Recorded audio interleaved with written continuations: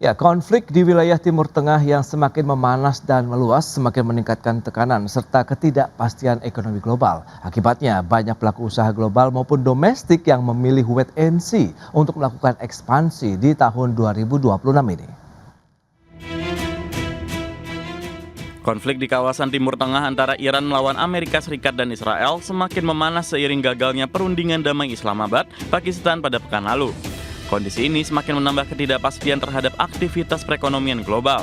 Apalagi disusul langkah Presiden Amerika Serikat Donald Trump yang memberikan perintah untuk memblokade Selat Hormuz. Pelaku usaha di dalam negeri pun tentunya sudah mengantisipasi transmisi dampak ekonomi global terhadap kinerja ekonomi dan iklim usaha.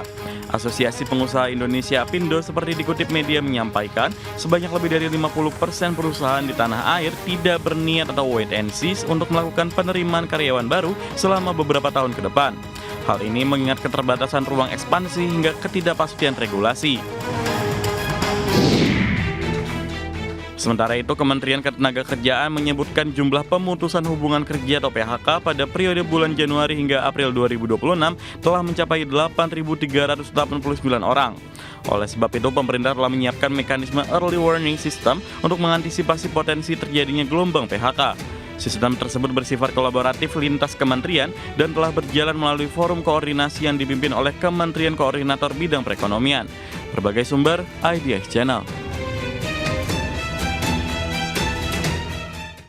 Baik, pemirsa, untuk membahas tema menarik kita kali ini, optimalisasi serapan tenaga kerja di tengah tekanan ekonomi global, kita sudah tersambung melalui Zoom bersama dengan Bapak Abdul Sobur, Ketua Umum Himpunan Industri Mebel dan Kerajinan Indonesia HIMKI, kemudian juga sudah bergabung juga Pak Timbul Siregar, Sekjen Organisasi Pekerja Seluruh Indonesia OPSI. Langsung saja kita sapa ini. Halo Pak Abdul Sobur, apa kabar Pak?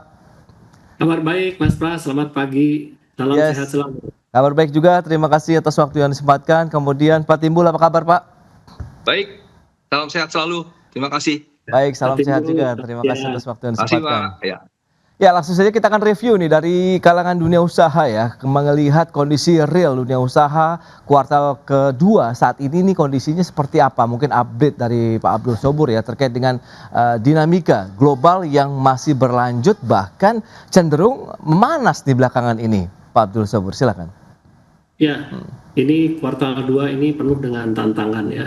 Artinya kondisi industri tentu bukan hanya mebel dan kerajinan Mas Pras ya. Hampir semua merata ya, karena kan sebab-sebabnya kan jelas sekali gitu ya.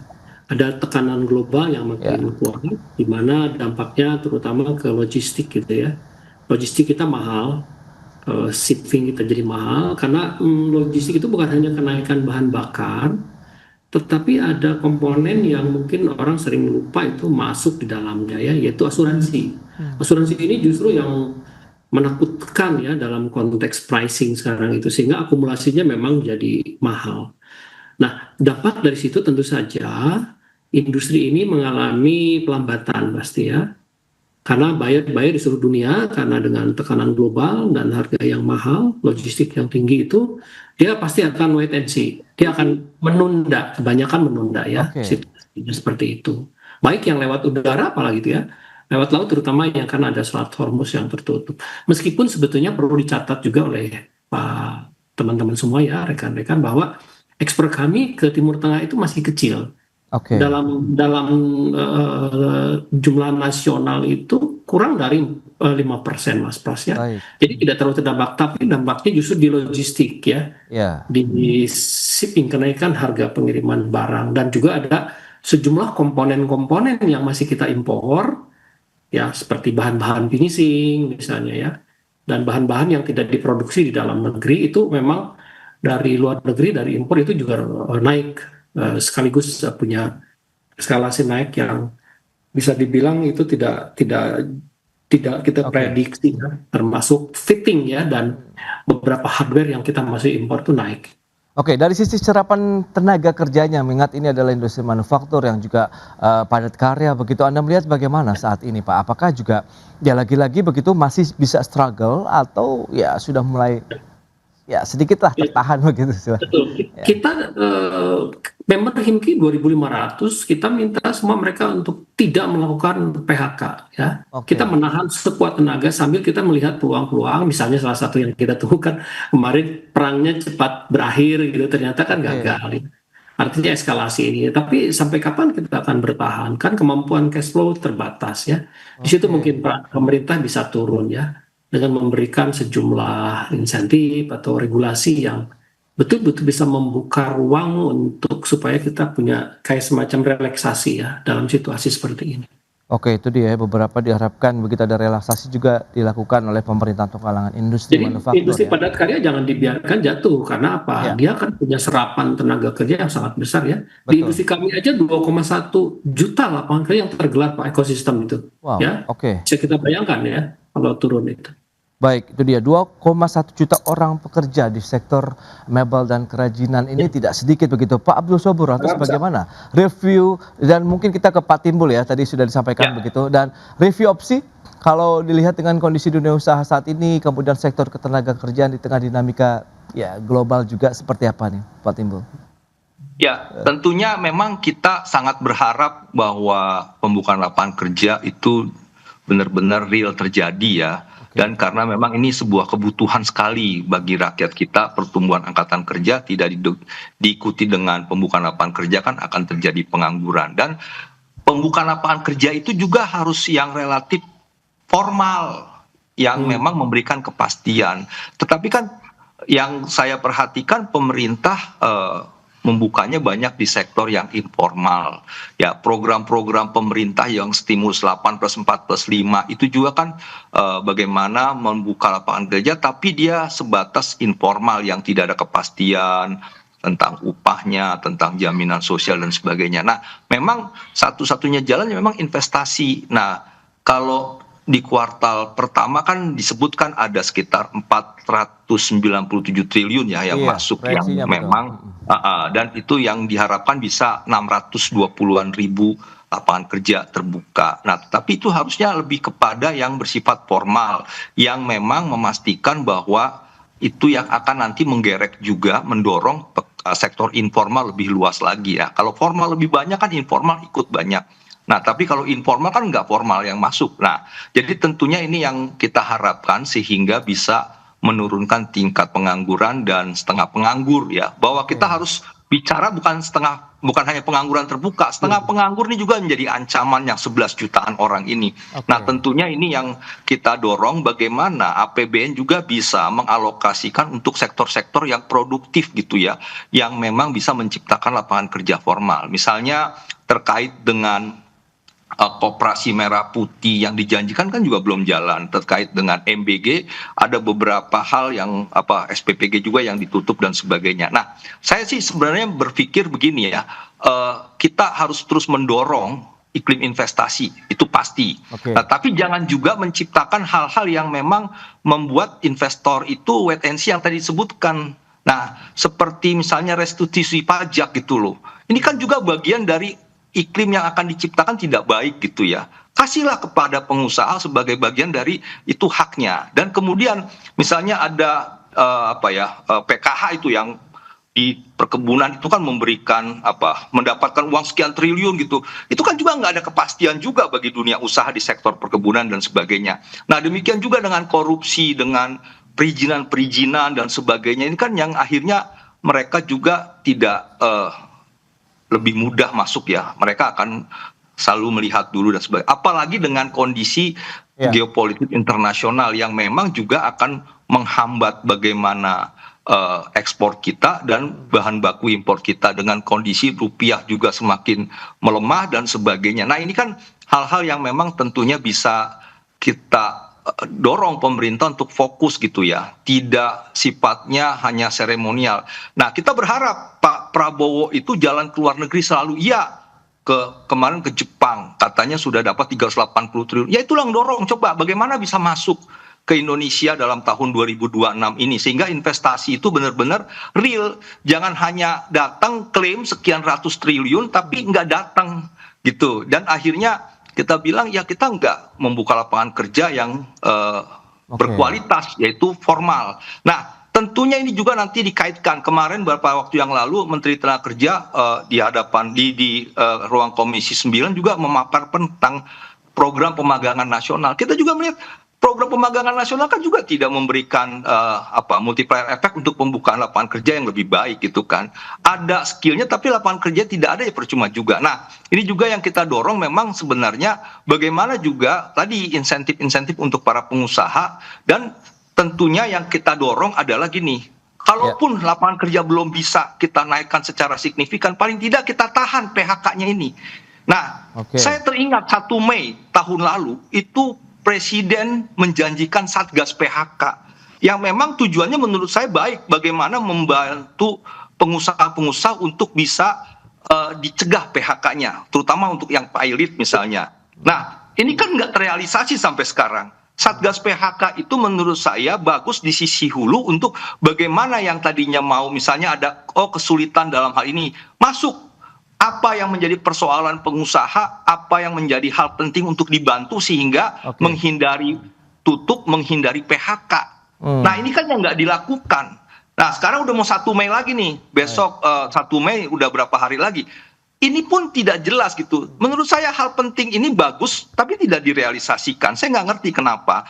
Nah, jadi memang harus ada antisipasi untuk mencegah PHK, mendukung dunia usaha sehingga mereka tetap bisa beroperasi, sehingga bisa menahan laju pemutusan hubungan kerja, dan bantulah mereka sebagai bagian dari tanggung jawab negara untuk membuka lapangan kerja yang melalui swasta gitu loh. Seperti itu. Ini menarik, nanti kita lihat seperti apa begitu. Mungkin strategi yang sudah disiapkan dari teman-teman pelaku usaha ya, khususnya dari HIMKI begitu ya. Memang tadi menyerap sekitar 2 jutaan begitu tenaga kerja di Indonesia. Kita bahas lebih jauh di segmen berikutnya. Kita akan jeda sebentar Pak Abdul Sobur dan juga Pak Timbul, dan pemirsa tetaplah bersama kami. Ya, terima kasih Anda masih bergabung bersama kami dalam Market Review pemirsa. Dan berikut ini kami akan sampaikan sejumlah data. Kita akan cermati bersama seperti apa struktur ketenaga kerjaan di Indonesia. Data per November 2025 dari Badan Pusat Statistik. Ini dia. Seperti yang bisa Anda saksikan di layar televisi Anda. Ya, angkatan kerja itu mencapai 155,27 juta orang, mengalami kenaikan sekitar 1,26 juta orang. Sementara mereka yang bekerja 147,91 juta orang, ini juga mengalami peningkatan sekitar 1,37 juta orang. Sementara pengangguran jumlahnya mencapai 7,35 juta orang atau mengalami penurunan sekitar 0,11 juta orang. Itu dia data dari struktur ketenagakerjaan Indonesia. Dan selanjutnya kita akan cermati bersama seperti apa. Ini dia lapangan usaha rata-rata upah tertinggi per November 2025. Ada informasi dan komunikasi 5,17 juta rupiah. Sementara aktivitas keuangan dan asuransi 4,97 juta, pengadaan listrik dan gas 4,97 juta rupiah. Itu rata-rata ya. Berikutnya untuk akomodasi dan makanan minuman 2,57 juta, pertanian, kehutanan dan perikanan 2,47 juta, aktivitas jasa lainnya 1,96 juta rupiah. Lapangan usaha rata-rata ya dengan upah tertinggi. Dan berikutnya kita akan cermati bersama data dari sisi PMI manufaktur Indonesia per Maret 2026. Ini trennya menarik dalam beberapa bulan terakhir, namun sayangnya di bulan Januari, Februari kita sudah cukup bagus begitu ya, menaik sampai dengan 53,8 poin. Kemudian di bulan Maret 2026 turun nyaris mendekati level kontraksi di 50,1 poin, meskipun juga masih berada di level ekspansi untuk PMI manufaktur Indonesia. Itu dia beberapa data yang sudah disampaikan. Kita akan lanjutkan kembali perbincangan bersama dengan Bapak Timbul dan juga Bapak Abdul Sobur. Ya, dengan beberapa data tadi yang sudah disampaikan, jumlah tenaga kerja, kemudian yang pengangguran, kemudian dari sisi mereka yang bekerja pun sebenarnya mengalami peningkatan. Nah, Pak Abdul Sobur mungkin bisa mencapaikan ya dari sisi pelaku usaha begitu yang memang sudah bergelut di bidang usahanya begitu dan banyak berhubungan dengan tenaga kerja. Bagaimana sebenarnya serapan tenaga kerja yang terjadi belakangan ini, dan mungkin ini datakan November 2025. Kalau kita review tahun lalu juga seperti apa, Pak Abdul Sobur? Ya, jadi kalau ada data kenaikan itu berita baik ya, tapi realitasnya kita lihat ya, tadi Pak Timbul sudah memberikan semacam gambaran menyeluruh bahwa sektor informal barangkali ya, karena sektor formal itu yang kami rasakan di industri mebel dan kerajinan itu nggak begitu melakukan ekspansi besar ya, di tengah kondisi tekanan global yang mana dari tahun lalu kita kan kena tarif ya tinggi ke Amerika dan sampai sekarang masih di angka 15%. Kemudian di tahun ini menghadapi situasi yang juga tidak kalah berat ya. Kombinasi tantangan ini tidak memungkinkan kita melaksanakan ekspansi besar, tapi kita survive, bertahan untuk tidak melakukan PHK. Karena itu dari mana itu datangnya pertumbuhan tenaga kerja itu? Mungkin dari sektor-sektor lain, tapi kalau sektor industri mebel sebagai indikator, saya kira industri lain juga kurang lebih mirip ya. Iya. Kecuali misalnya industri-industri yang informal tadi dikatakan, saya punya keyakinan ya pasti bertumbuh. Namun tadi sektor informal ini bukan kualitas lapangan kerja yang kita maksud, kita harapkan, karena kan jaminannya itu kan tidak sebaik di sektor formal. Kalau negara mau melakukan pertumbuhan yang signifikan, ekonomi tumbuh dengan baik, sektor formal harus didorong. Ya, tadi kan sektor formalnya tumbuh, informalnya pasti ngikutin itu. Itu kunci sebetulnya ya. Apakah data ini merupakan menunjukkan data formal atau informal atau merupakan kombinasi atau data rata-rata antara gabungan sektor formal dan informal. Begitu Mas Pras dari sudut pandang kami sebagai industriawan ya. Ya, Pak Abdul Sobur, kalau dari sisi komposisi pekerja begitu, lebih banyak yang formal atau informal sih kalau di sektor mebel dan kerajinan begitu ya selama ini?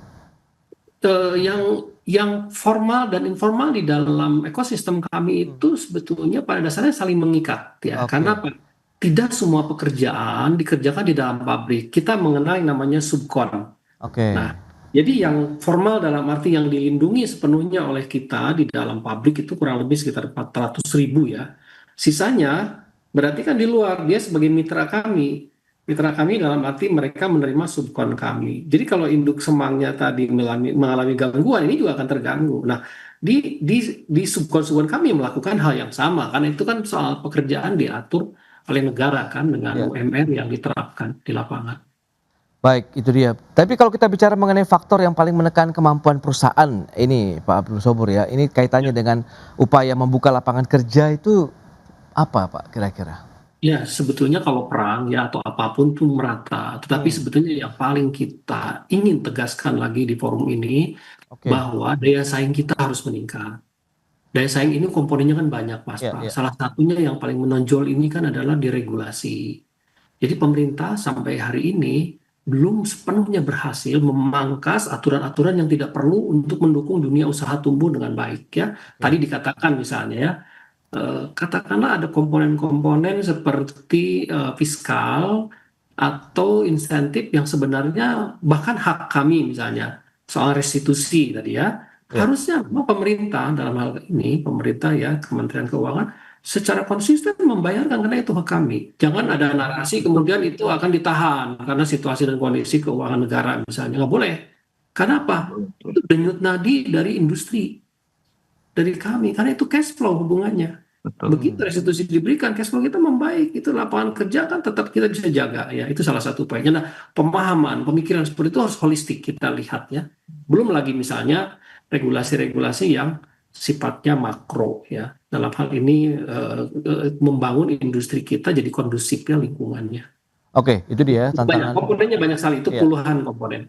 Baik, itu dia beberapa faktor lah ya membuat pelaku usaha begitu akhirnya juga masih seperti Pak Abdul Sobur sampaikan, wait and see, melihat situasi dan kondisi. Kita punya pembandingnya dengan Vietnam misalnya, Mas Pras, atau negara di Asia mengalami pertumbuhan yang sangat dahsyat ya di Vietnam itu. Bisa jadi misalnya di atas 8-10% gitu ya. Kenapa gitu ya? Kita tidak melakukan hal yang sama. Karena kan kita punya jumlah manusia lebih besar, bahan baku kita juga punya, kekayaan alam kita cukup. Berarti apa? Di situ juga punya regulasi berarti itu. Ya. Baik. Kita punya kemampuan lebih baik dalam hal Pak Timbul, lantas bagaimana pandangan Anda begitu dari sisi pekerja begitu menyikapi kondisi saat ini, kemudian juga berarti memang ya ada pergeseran begitu ya, perubahan kebutuhan industri dengan tantangan global tadi begitu Pak Timbul? Ya, jadi memang kembali ya bahwa kita sangat membutuhkan lapangan kerja dan itu menjadi hal penting sekali buat pemerintah untuk membuat itu gitu ya, iklim investasi sehingga investor masuk. Kalau kita bandingkan Agustus 2024 sampai Agustus 2025 kan terbentuk 1,9 juta lapangan kerja. 200.000 itu pekerja formal, 1,6-nya itu pekerja informal. Kita tunggu nih Agustus 2025 sampai Agustus 2026. Biasanya kan BPS ngeluarin tuh di Februari dan Agustus ya, kita lihat Agustus nanti. Nah, Agustus berapa? Agustus 2025 sampai 2026 nanti. Berapa pekerjaan formalnya, berapa pekerjaan informal? Yang menurut saya masih terus juga didominasi oleh pencipta lapangan kerja informal dan sangat minim gitu untuk yang formal. Nah, ini juga tentunya kan bisa dilihat dengan kondisi sekarang. Tadi disebut PMI, Purchasing Manager Index itu kan, Manufacturing Index itu kan sebesar 50,1. Dia ekspansi tapi cenderung stagnan gitu kan. Yang kemarin tuh 53 ya, seperti itu. Nah, ini kan juga bagian dari bagaimana harus didorong PMI kita nih meningkat supaya lebih ekspansi ya, lebih tumbuh dan sebagainya. Yang memang tentunya ini yang bisa melakukan siapa? Pemerintah tuh punya dari sisi kewenangan regulasi, bahwa pemerintah punya kewenangan dari sisi anggaran. Dua ini dimainkan supaya bisa mendorong ekspansi usaha masuk untuk membuka lapangan kerja. Jangan juga anggaran, regulasinya juga nggak jelas, anggarannya juga banyak yang dialihkan untuk program-program yang nggak produktif gitu, yang akhirnya banyak menghasilkan ketidakproduktifan. Misalnya apa hasilnya ya, kalau kita bicara dengan entropi budaya ya, kita tuh cukup tinggi ya, yaitu berapa usaha, berapa energi yang dikeluarkan, berapa yang didapat, itu nggak seimbang, lebih banyak yang dikeluarkan gitu ya. Seperti misalnya 200 triliun ditaruh di bank bank negara, kan juga nggak mendapat respon positif dari dunia usaha untuk mengambil itu sebagai modal. Karena apa? Suku bunganya masih tinggi juga. Bagaimana coba ada sisi menambah uang di perbankan, bisa disalurkan, ya apa insentif lainnya? Ya suku bunga, kan begitu. Yang memang juga dikhususkan misalnya untuk tadi usaha-usaha yang sedang mau menurun, yang sedang mau ekspansi, kita dorong supaya yang mau menurun tidak jadi PHK, yang meningkat kita dorong supaya lebih. Dan ini menjadi bagian penting bagaimana instrumen negara itu bisa masuk, bisa real terjadi di lapangan kerja kita gitu. Nah, ini kan persoalan yang harus kita dorong kepada pemerintah, karena nggak ada pemerintah yang lain selain pemerintah kita. Tadi Vietnam, negaranya mendukung sampai dia bisa menciptakan 8,01% pertumbuhan ekonomi, jauh di atas kita yang 5,11%. Ini kan persoalan bahwa kita lebih hebat sebenarnya dari Vietnam, tapi mereka menyusul dengan sangat cepatnya, kan begitu. Ya kebijakan pemerintah. Pemerintah itu mengambil peran yang sangat penting, yang sekarang menurut saya dari sisi anggaran, dari sisi regulasi, dari sisi penegakan juga nggak jelas gitu, yang akhirnya begini gitu. Baik Pak Timbul ya, kita akan lihat nanti seperti apa strategi dari dunia usaha juga ya untuk menyikapi saat ini, bagaimana menjaga serapan tenaga kerja tanpa juga harus melakukan PHK seperti sudah disampaikan oleh Pak Abdul Sobur di awal, bahwa kita masih mencoba struggle untuk menahan tidak ada yang dirumahkan sambil tetap melakukan produksi begitu ya di tahun 2026. Kita bahas lebih lanjut di segmen berikutnya, kita akan jeda kembali sebentar Pak Abdul Sobur dan Pak Timbul, dan pemirsa tetaplah bersama kami. Baik pemirsa, kita lanjutkan kembali perbincangan menarik ini bersama dengan Bapak Abdul Sobur, Ketua Umum Himpunan Industri Mebel dan Kerajinan Indonesia. Kemudian juga ada Bapak Timbul Siregar, Sekjen Opsi.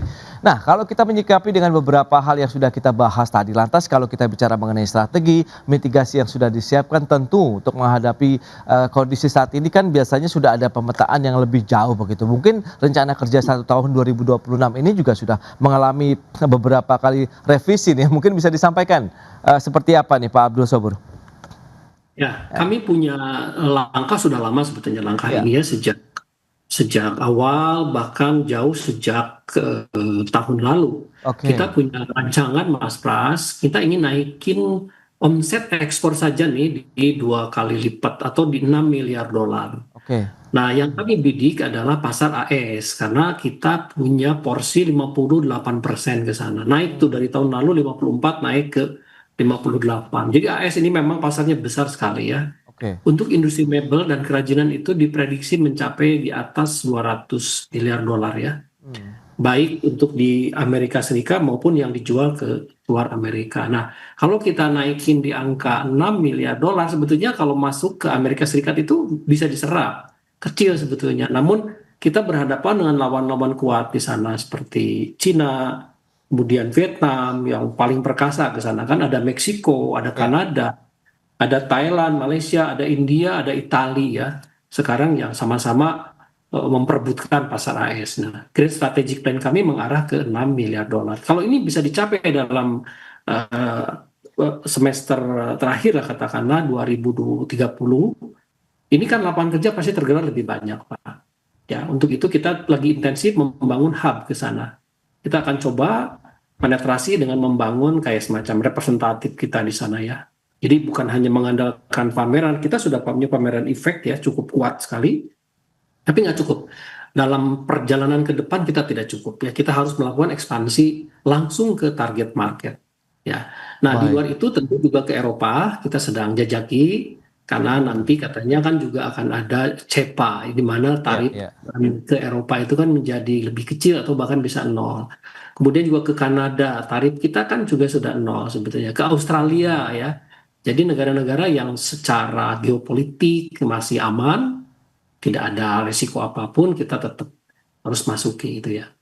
Baik, itu dia beberapa negara yang tengah disasar ya, Eropa, Ya, Kanada, dan tetap fokus masih pasar utamanya di Amerika Amerika, Serikat begitu Amerika ya, Serikat. Pak Abdul Sabur ya. Oke, nah bicara mengenai upskilling kemudian reskilling begitu ya untuk tenaga kerja Indonesia, lantas bagaimana Pak Timur sehingga nanti akan mengikutilah perubahan begitu dengan kebutuhan dunia industri saat ini, karena kita tahu juga kan ada yang melihat begitu bahwa ini sudah mulai banyak yang masuk ke padat modal begitu dibandingkan dengan padat karya. Nah, ini seperti apa Anda melihatnya?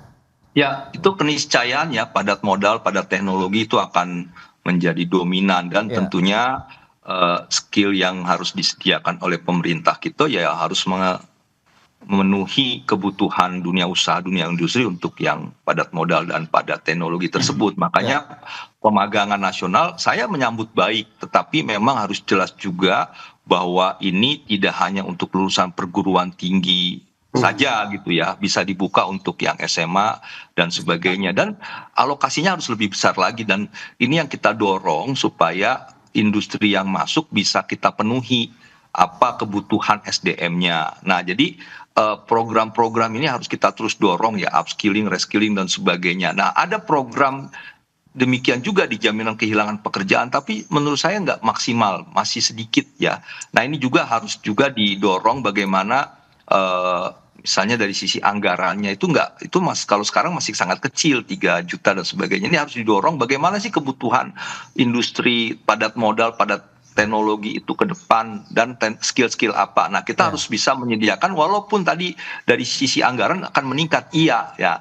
Dan ini yang kembali persoalannya juga harus disiapkan dari sisi perguruan tinggi ya. Perguruan tinggi jangan hanya menghasilkan ijazah, sertifikat itu juga yang memang bisa membuktikan dia bisa bekerja di sektor ini dan sebagainya. Nah, tentunya persoalan kita kan memang masih angkatan kerja kita 52-53% itu lulusan SMP ke bawah. Ya, ini kan menjadi masih hal penting untuk kita kaitkan dengan bagaimana kesiapan angkatan kerja kita. Kalau kita nggak siap, tenaga kerja asing masuk, tenaga kerja asing yang masuk nanti kita malah cemburu lagi.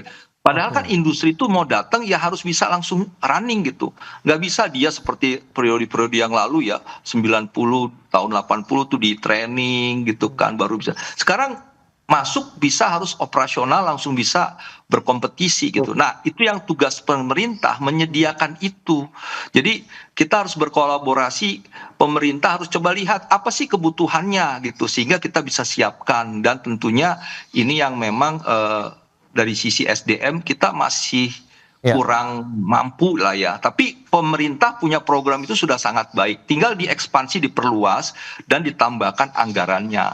Kemudian juga tadi bahwa iklim investasi secara keseluruhan tidak hanya SDM itu benar-benar juga bisa disiapkan sehingga tidak menjadi persoalan bagi investor mau masuk atau yang sedang beroperasi saja harus juga diselamatkan gitu.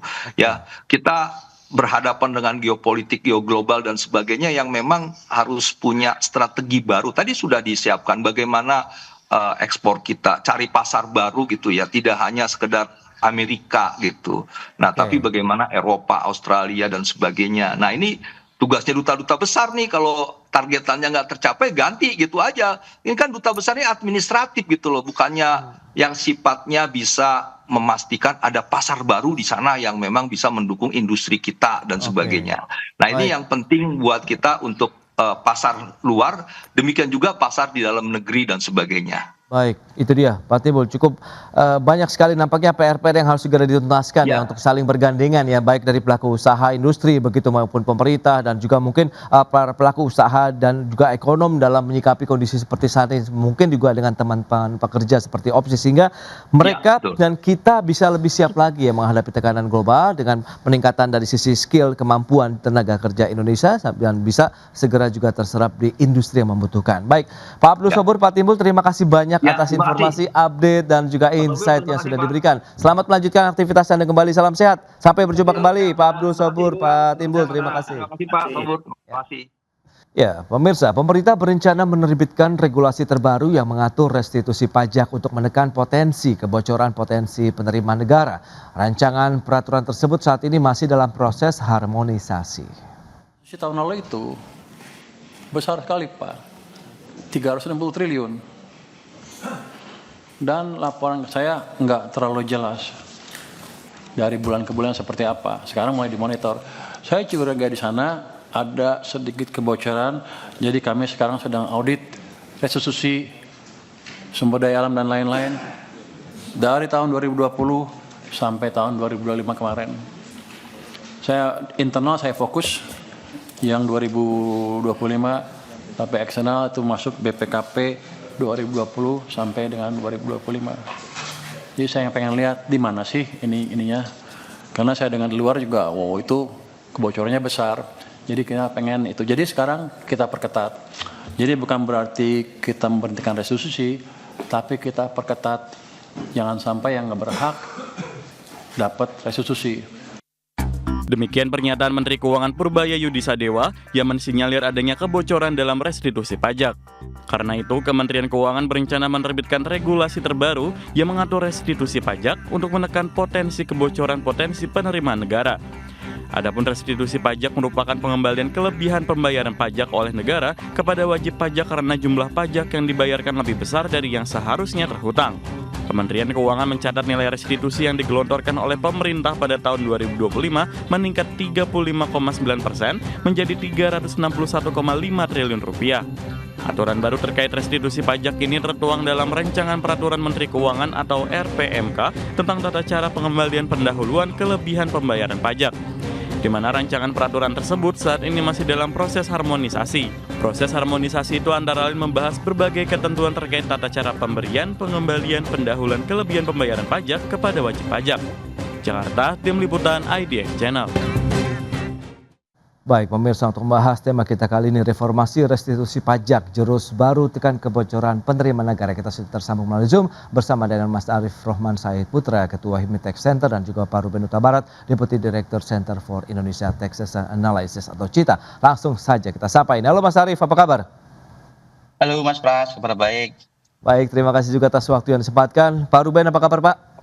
Baik Pak Pras. Baik, terima kasih atas waktu yang disempatkan. Langsung saja kita akan review dari Pak Ruben ini terkait dengan pernyataan tadi Menteri Purbaya bahwa memang ada dugaan celah kebocoran penerimaan negara ini dalam kebijakan restitusi pajak selama ini yang akan direview tahun 2020 sampai dengan 2025 ini Pak Ruben. Silakan. Iya, dalam setiap kebijakan tentu ada kemungkinan moral hazard yang dilakukan para pihak yang berada dalam ekosistem ya. Oke. Karena tidak mungkin pada prakteknya 100% ideal. Jadi kalau diduga ada kebocoran penerimaan negara di situ, tentu langkah pemerintah yang melakukan audit sebenarnya sudah tepat. Namun hasil audit itu tentu sebaiknya dibuka secara transparan juga ke publik agar publik mengetahui apakah memang terjadi kebocoran yang masif dan sistemik atas kebijakan restitusi selama ini. Kalau kebocoran yang terjadi sifatnya tidak sistemik, maka dapat disimpulkan bahwa kebocoran yang terjadi sifatnya kan hanya case by case. Dan kesalahan bukan pada kebijakannya, tapi karena adanya oknum.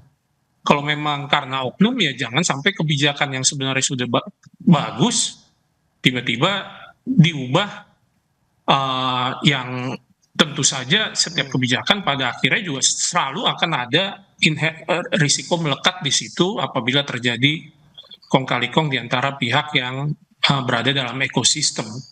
Demikian Pak Arief. Baik, baik. Ini menarik. Nah, Mas Arief, dari sisi pelaku usaha, HIPMI Tech Center memandang seperti apa pelaksanaan kebijakan kelebihan bayar atau restitusi pajak yang diberlakukan pemerintah sampai saat ini?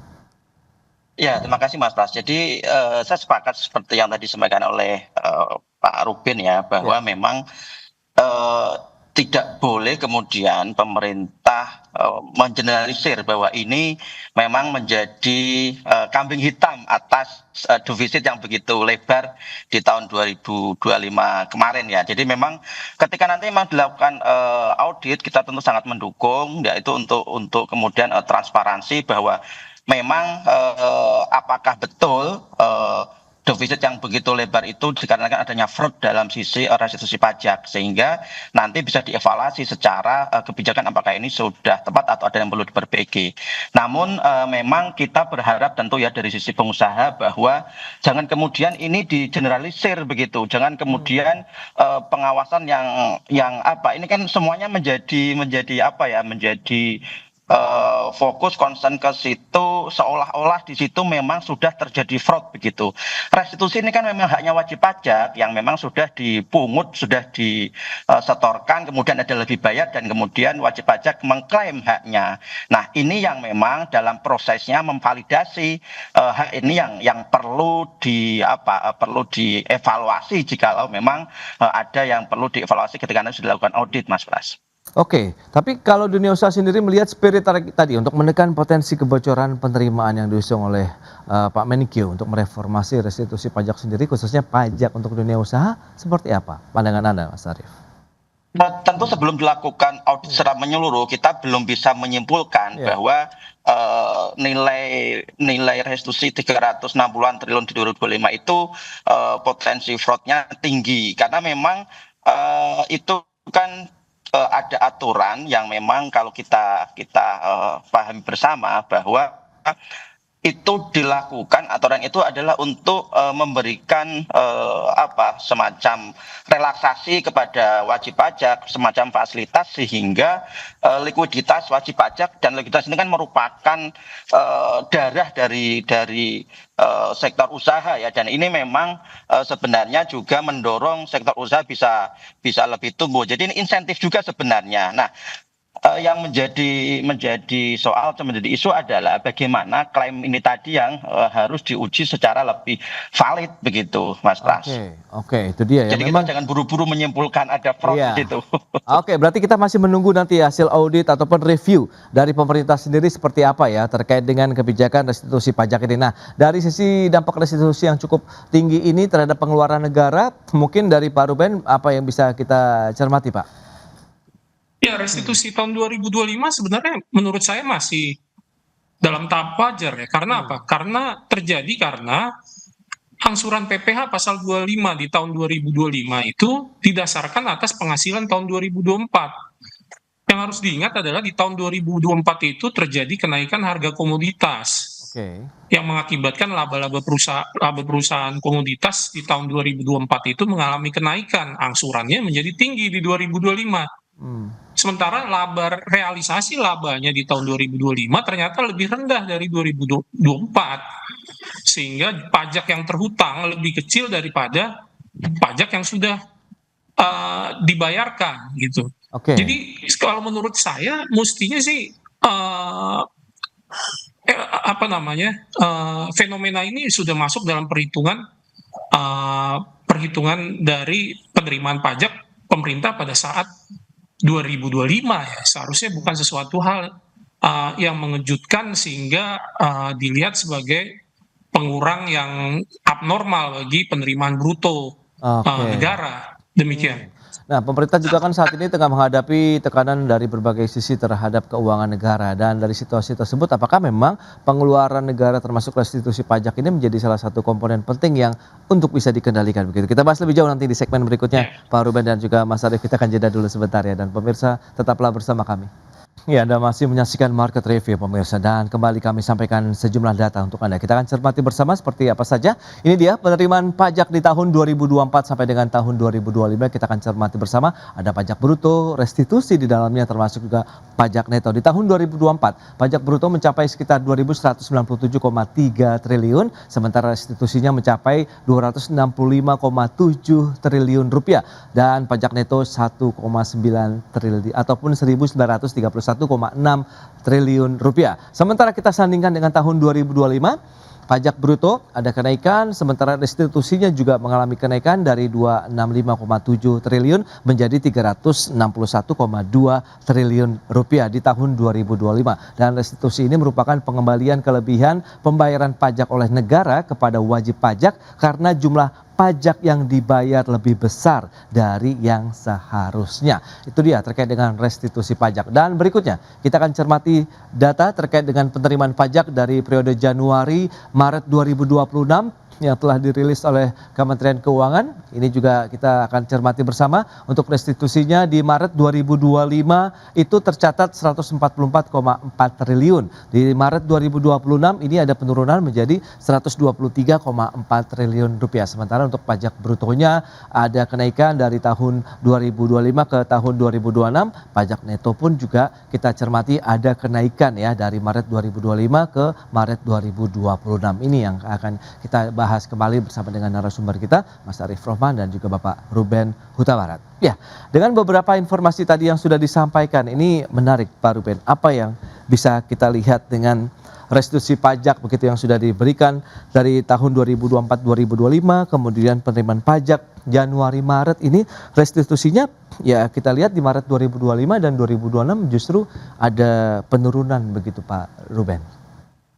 Iya, iya karena ya kalau dilihat kan sebetulnya kondisi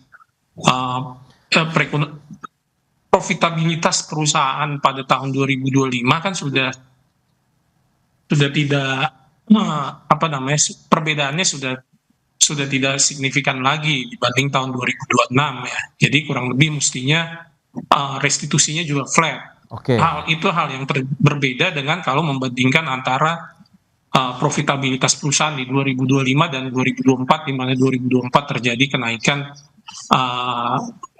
labanya memang lebih tinggi dibanding tahun 2025. Oke. Jadi kalau dilihat sebenarnya secara tren masih menunjukkan normal sebetulnya ya. Terlihat di tahun 2026 juga restitusinya juga mengalami perlambatan ya, dibanding tahun sebelumnya. Jadi kalau dilihat tren sih sebenarnya masih normal ya. Oke.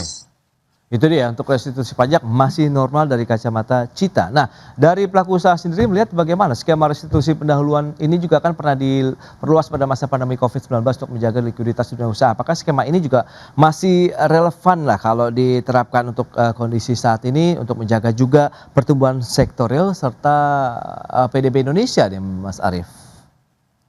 Iya, tentu Mas Pras. Ini kan kondisi regional global kita kan juga masih dalam kondisi yang tidak menentu, Mas Pras. Tekanan ekonomi juga bagaimana krisis energi dan segala macamnya ini kan masih menjadi isu yang menghantui para pengusaha kita, sehingga memang masih sangat diperlukan insentif.